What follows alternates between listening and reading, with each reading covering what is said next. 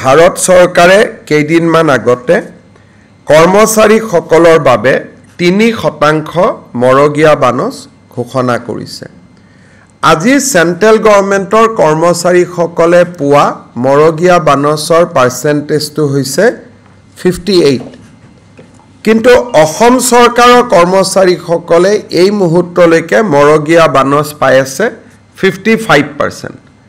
ৰাজ্য চৰকাৰে ডিএ আৰু ডিআৰ পেনশনাৰসকলৰ বাবে আৰু চাকৰিয়াৰসকলৰ বাবে মৰগীয়া বানচ আজি 55%ৰ পৰা 58%লৈকে বৃদ্ধি কৰে। গতিকে ৰাজ্য চৰকাৰৰ কৰ্মচাৰীসকলে দৰমহাত 3% তেওঁলোকে এতিয়া মৰগীয়া বানচ হিচাপে তেওঁলোকৰ দৰমহা বৃদ্ধি হ'ব।